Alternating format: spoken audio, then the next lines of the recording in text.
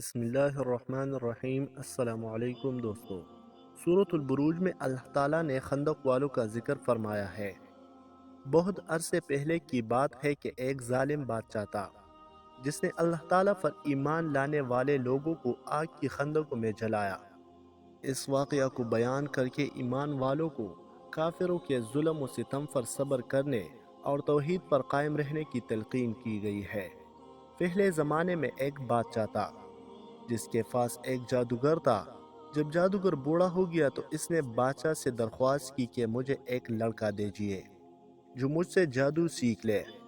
بادشاہ نے ایک لڑکا مقرر کر دیا جو اس سے جادو سیکھنے لگا۔ اس لڑکے اور جادوگر کے گھر کے راستے میں ایک عبادت گزار عیسائی راہب رہتا تھا۔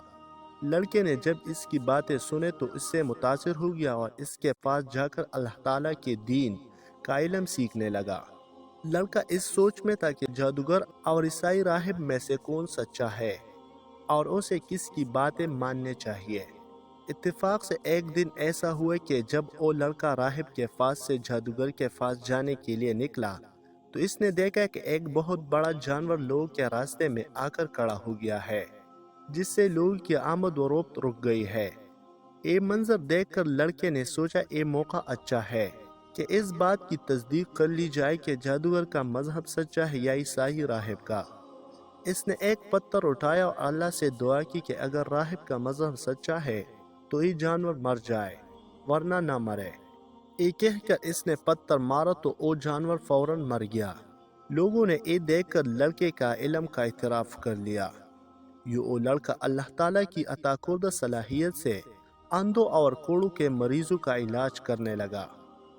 ایک دن ایک نابینا شخص اس کے پاس آیا اور کہنے لگا کہ اگر تم اپنے اسی علم کے ذریعے میری آنکھوں کی روشنی واپس لے آؤ تو میں تمہیں اپنی ساری دولت دے دوں گا۔ لڑکے نے جواب دیا کہ مجھے آپ سے کوئی انعام نہیں چاہیے، علم تو اللہ کی طرف سے ہے۔ ہاں، اگر آپ کی بینائی واپس آ گئی تو آپ اللہ پر ایمان لے آئیں گے۔ اس شخص نے کہا جی ہاں۔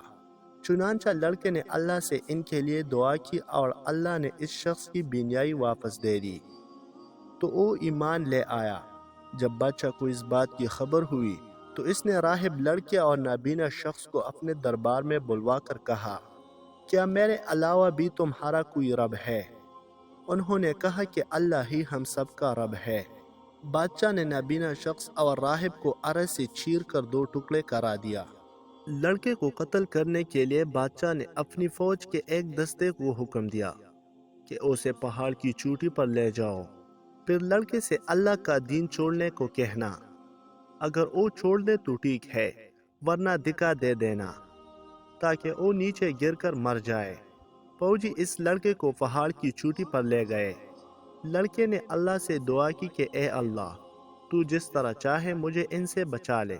اللہ تعالیٰ نے پہاڑ پر زلزلہ طاری کر دیا۔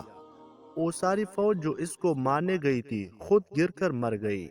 وہ لڑکا صحیح سلامت دوبارہ بادشاہ کے دربار میں پہنچ گیا۔ بادشاہ نے پوچھا کہ میری فوج کہاں ہے؟ اس نے جواب دیا کہ ان سب کو میرے رب نے مار ڈالا اور مجھے بچا لیا۔ بادشاہ نے پھر دوسرے دستے کو حکم دیا کہ اسے سمندر میں لے جاؤ۔ جب سمندر کے درمیان میں پہنچو تو اس سے اللہ کا دین چھوڑنے کو کہنا۔ اگر وہ چھوڑ دے تو ٹھیک ہے ورنہ اسے سمندر میں پھینک دینا۔ فوجی اسے لے گئے۔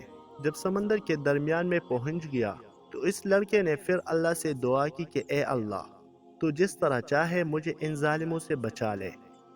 اللہ تعالیٰ نے ساری فوج کو غرق کر دیا اور اس لڑکے کو پھر بچا لیا۔ وہ دوبارہ بادشاہ کے دربار میں پہنچا۔ بادشاہ نے پوچھا کہ میرے فوج کہاں ہے؟ لڑکے نے جواب دیا کہ ان سب کو میرے رب نے مار ڈالا ہے اور مجھے بچا لیا ہے۔ اس طرح بادشاہ کو معلوم ہو گیا کہ وہ لڑکے کو قتل کرنے اس کے بس میں نہیں ہے۔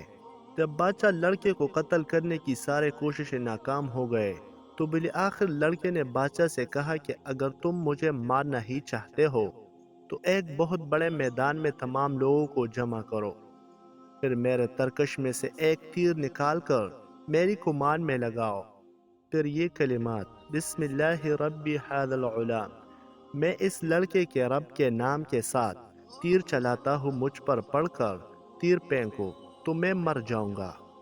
بادشاہ نے ایسا ہی کیا اور لڑکا شہید ہو گیا۔ ساری قوم یہ منظر دیکھتے ہی پکار اٹھی کہ ہم اس لڑکے کے رب پر ایمان لاتے ہیں، کیونکہ وہ جان چکے تھے کہ حقیقی رب وہی اللہ ہے جس کا ذکر یہ لڑکا کر رہا تھا۔ بادشاہ یہ دیکھ کر بہت غصہ ہوا اور اس نے اپنی فوجیوں کو خندق کودنے اور ان میں لکڑیوں کے ذریعے آگ جلانے کا حکم دیا۔ تمام ایمان والوں کو اس آگ کے گرد جمع کیا گیا، پھر ہر ایک سے اس دین کے بارے میں پوچھا جاتا۔ جو توحید کا اقرار کرتا اسے زندہ آگ میں پھینک دیا جاتا۔ اس طرح سارے مومن مردوں اور عورتوں کو آگ میں زندہ جلا دیا گیا۔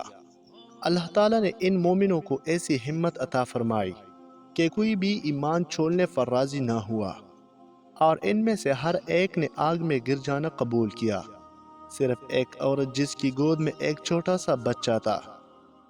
اس عورت کو آگ میں گرنے سے ذرا جھجک ہوئی تو اس کا بچہ بولا کہ امی جان صبر کیجئے، بے شک آپ حق پر ہے، لہٰذا ان دونوں کو بھی آگ میں ڈال دیا گیا۔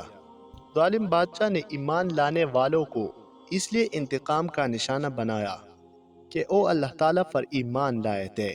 اللہ تعالیٰ کا کرنا ایسا ہوا کہ خندق کے کناروں پر بیٹھے ہوئے کافر بھی آگ کی لپیٹ میں آ کر جل گئے۔